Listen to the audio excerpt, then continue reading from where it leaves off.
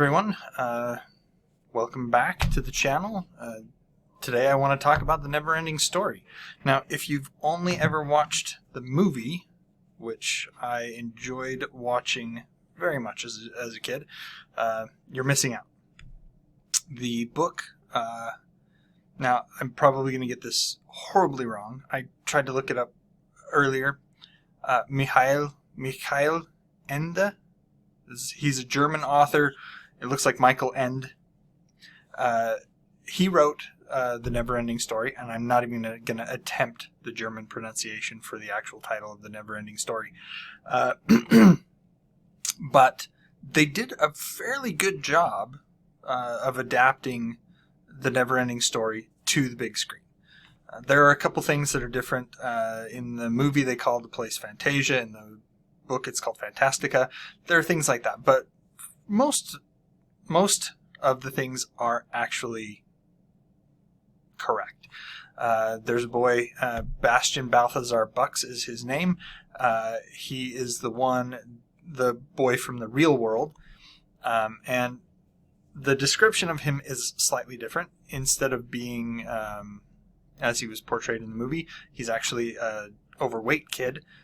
That's slightly odd, and he doesn't get along with everybody. But he does run into a bookstore to hide from some bullies. So he's hiding from these bullies, and he comes across this book called The Neverending Story. And he steals it and runs to his school, hides in the attic, and proceeds to read it.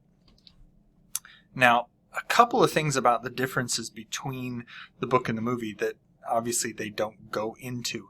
But one thing that's really nice is that the book, The Neverending Story, is actually written in two different colors of ink. So you can tell what's happening in the real world and what's happening in Fantastica, in the book. Anyway, the story is that the Nothing has come to Fantastica and is destroying it. And so the inhabitants of Fantastica go to the childlike empress to figure out what's going on, and they meet her doctor instead of her. And the doctor basically says that she is ill, and that they have to find someone to find a cure for her. The person that she has chosen to find the cure is Atreyu, same as in the book, or same as in the movie, and he's given the Orin, that will protect him on his journey through to find this cure.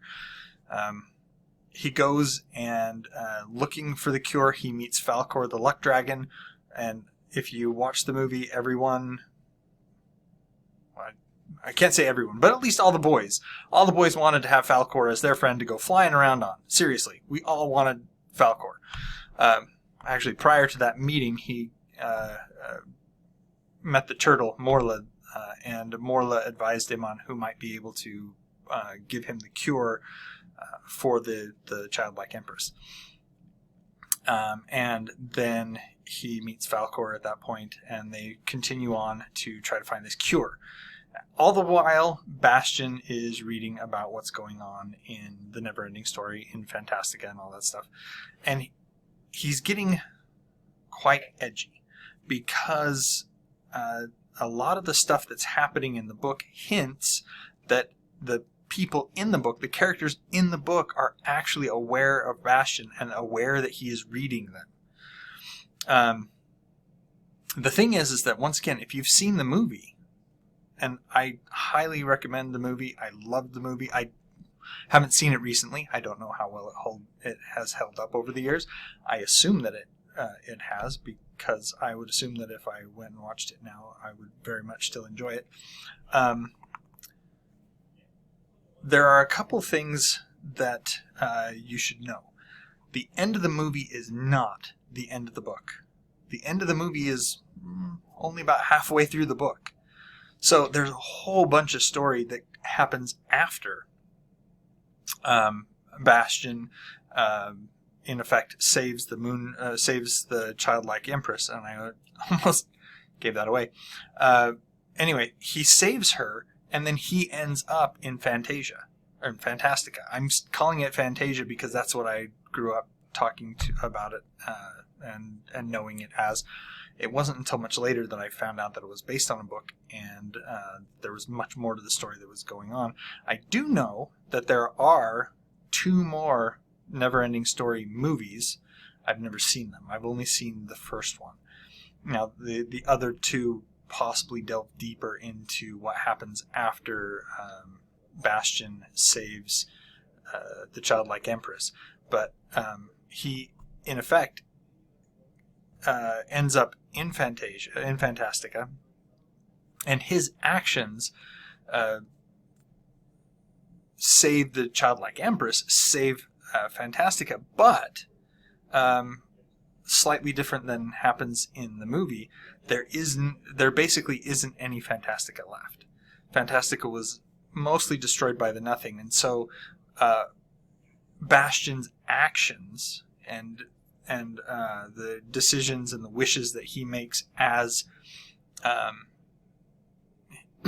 he's going about in the follow-up, in the last half of the book, rebuild Fantastica, make it like it once was before the Nothing came. And that isn't the whole thing that drives the last part of the book, because one of the things that ends up happening is, as Bastian makes these wishes, he starts losing memories of who he was and where he came from. And so he starts being more the Bastian that he imagines himself to be in Fantastica, and no longer the Bastian he was when he was in the real world. And so there is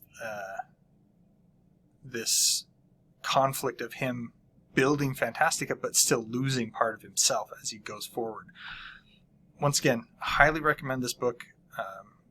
Very entertaining, very well written, and some of that is due in part to the translator, as you see here on the cover of the book, translated by Ralph Manheim.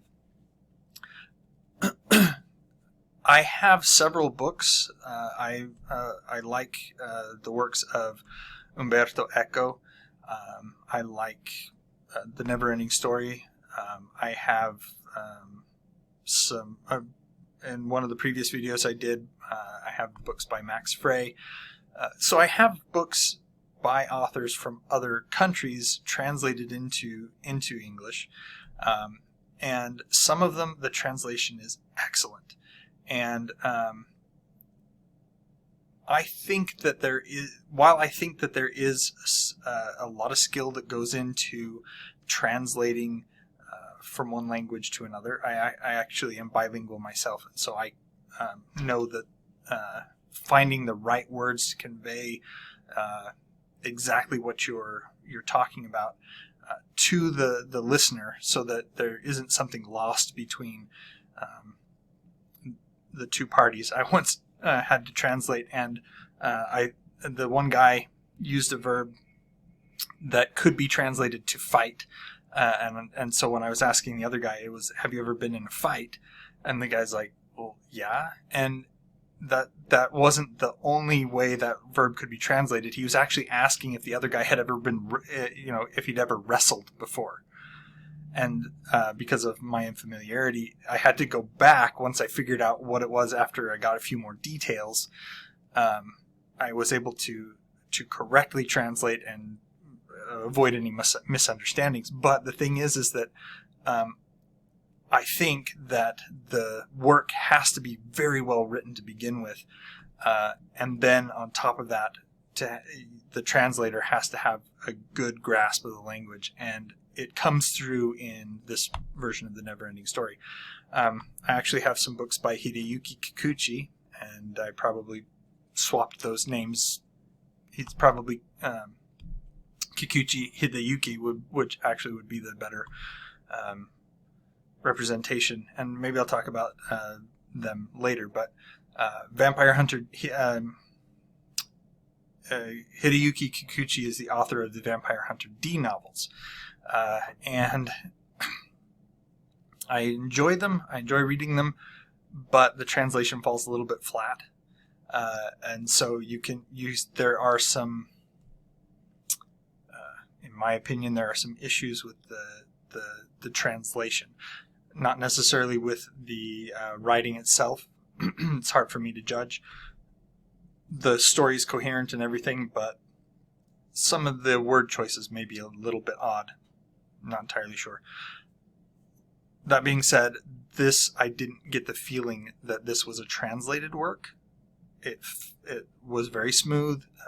The ideas were there and complete, and I didn't feel like didn't feel an awkwardness in reading, which can, I think, come about in works that are translated. So that being said, please read this. It's a great book, and let me know what you think in the comments. And until next time.